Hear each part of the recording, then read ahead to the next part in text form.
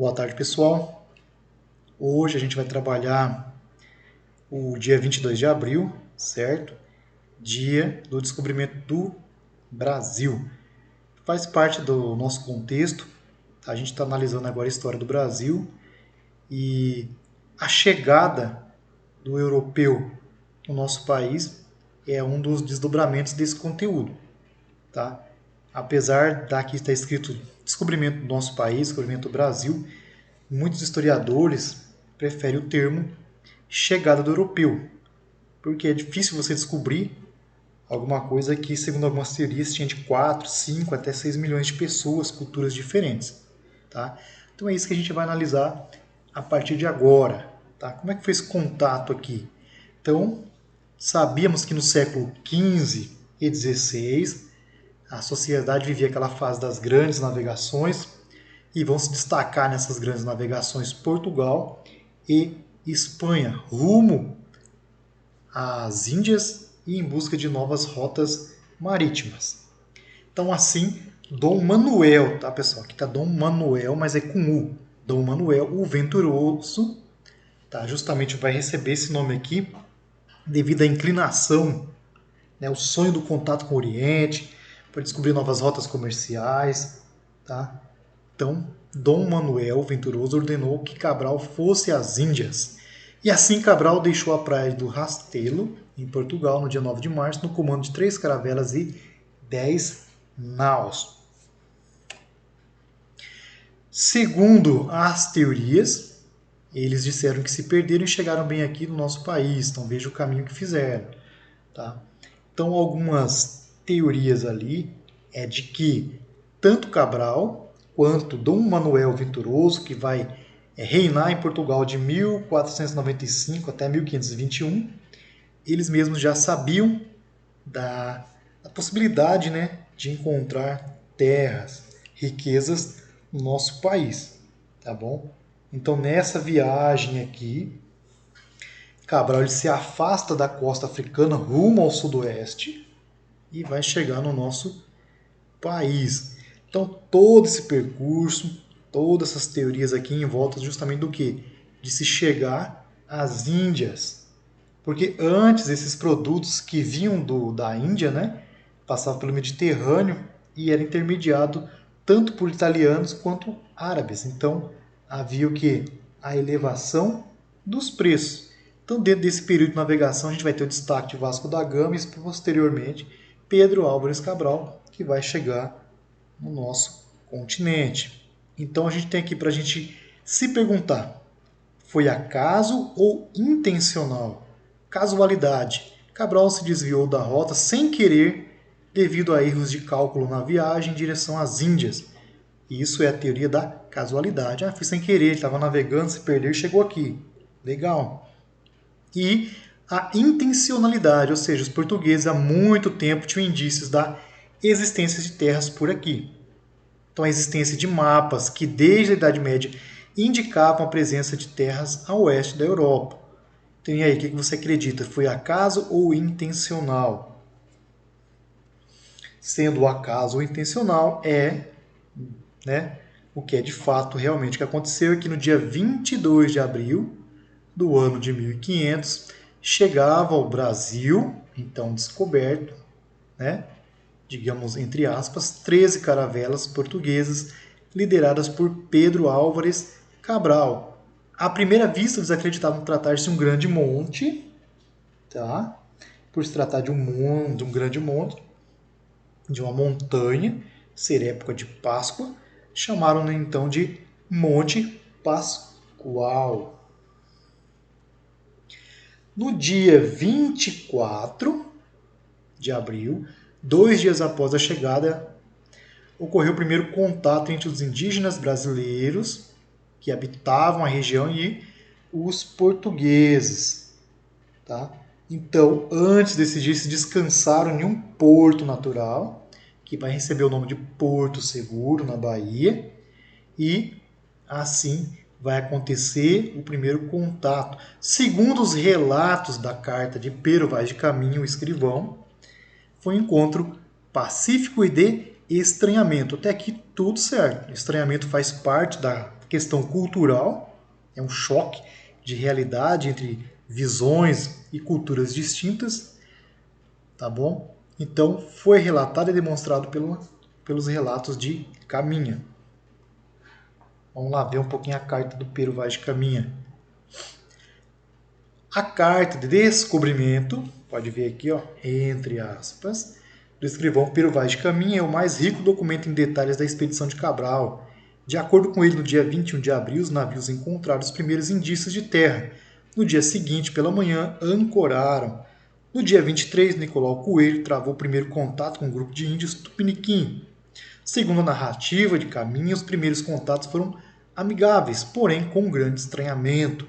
No dia 26 foi realizada a primeira missa de ação de graças pelo frei Henrique de Coimbra e logo depois de realizado a missa, a frota de Cabral rumou para as Índias, que era seu objetivo de fato.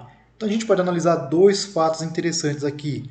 A questão da primeira missa realizada já demonstra a questão religião, a questão da tentativa de aumentar o número de fiéis e conter o avanço do protestantismo.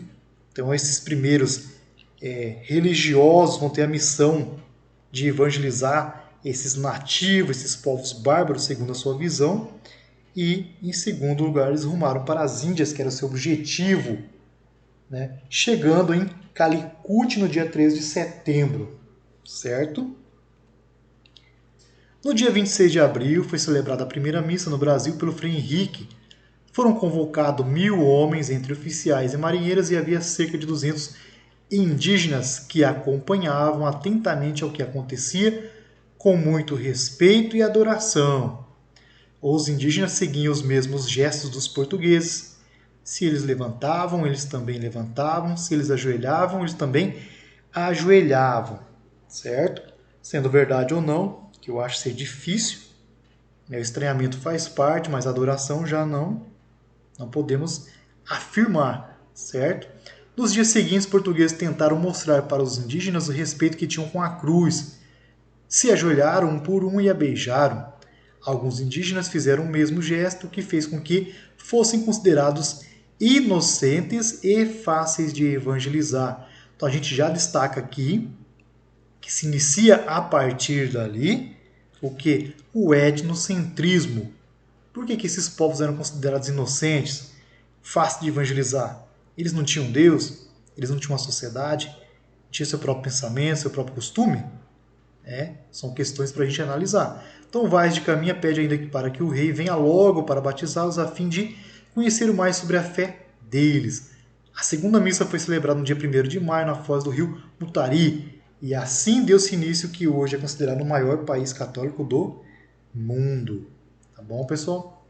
O termo descobrimento, como a gente já viu, é questionado por muitos historiadores e pesquisadores. Eu mesmo afirmo que não foi descobrimento, e sim chegada. É impossível descobrir alguma coisa onde já havia milhares de pessoas vivendo. Então a visão eurocêntrica, baseada no etnocentrismo, indica que nossa terra não era habitada, e os portugueses foram os primeiros a encontrá-la. Desconsidera-se assim o que é a presença de mais de 5 milhões de indígenas. Então, esses 5 milhões aqui fica entre aquele termo que eu falei, 4, 5 até 6. Algumas teorias sugerem até mais de 6 milhões. O que de fato é que eram milhares de pessoas que viviam segundo suas crenças, seus costumes, seguindo sua cultura, o seu Deus, sua religião. Não era uma cultura inferior nem superior, era apenas uma cultura diferente, tá bom? Então muitos historiadores preferem utilizar o termo chegada dos portugueses ao Brasil, valorizando a presença dos nativos que já estavam no nosso território. Então, no primeiro período ali, pessoal, não houve a colonização do Brasil, pois os portugueses não se fixaram na terra.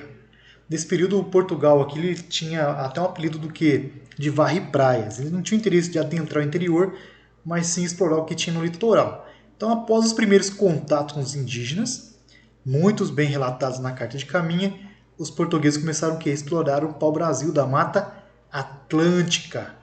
Então o pau-brasil tinha um grande valor no mercado europeu, pois sua seiva de cor avermelhada era muito utilizada para tingir tecidos. Para executar esta exploração, os portugueses utilizaram a troca, ou seja, o escambo. Deram espelhos, apitos, roupas, pente e outras buxigangas aos nativos em troca do trabalho, do corte também, o carregamento até as caravelas. Então que fique registrado que esse primeiro contato entre europeu e os indígenas foi pacífico. Esses indígenas acolheram os portugueses, cortaram para o Brasil, fizeram carregamento, ensinaram algumas táticas, algumas técnicas, mostraram as melhores nascentes, o algodão selvagem, foram muito gente boa.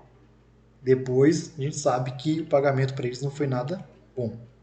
Então, nesses 30 anos, o Brasil foi atacado pelos holandeses, ingleses e franceses que tinham ficado de fora do Tratado de Tordesilhas, tratado esse entre Portugal e Espanha, que dividia as terras recém-descobertas desde 1494.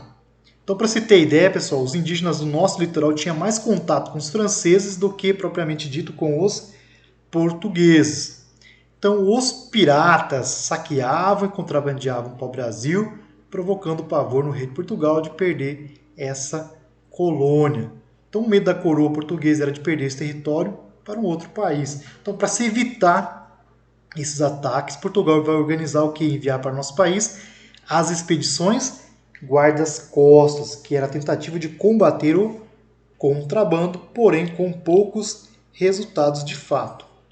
Os portugueses continuaram a exploração da madeira, construindo as feitorias no litoral, que nada mais eram do que armazéns e postos de trocas com os indígenas. Somente no ano de 1530, o rei de Portugal então vai organizar a primeira expedição com o objetivo de colonizar o nosso território. Essa foi comandada por Martim Afonso Souza e tinha como objetivo povoar o território brasileiro, expulsar os invasores e iniciar o cultivo da cana de açúcar, produto muito valorizado na Europa. Foi assim desde a primeira vez, em 532, com a expedição de Martim Afonso Souza.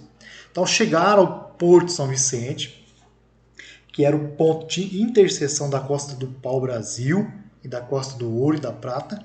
O capitão vai fundar no dia 22 de janeiro a primeira vila portuguesa na América, que era São Vicente, hoje São Paulo. Então, pouco tempo depois fundou outra, 9 léguas, no sertão, tá? Sertão, dentro desse contexto de colonização, era tudo aquilo que era distante do litoral, tá? Então, a borda de um rio que se chama Piratininga, conforme notou seu irmão Pero Lopes de Souza, no dicionário da navegação. Martim Afonso, então, ele cumpriu o principal objetivo, que era iniciar a colonização do litoral, para poder, assim, melhor defendê-lo das excursões estrangeiras. Vai repartir entre os homens que o acompanhavam, tá? Sementes, cabeça de gado, instrumentos agrícolas e lotes de terra.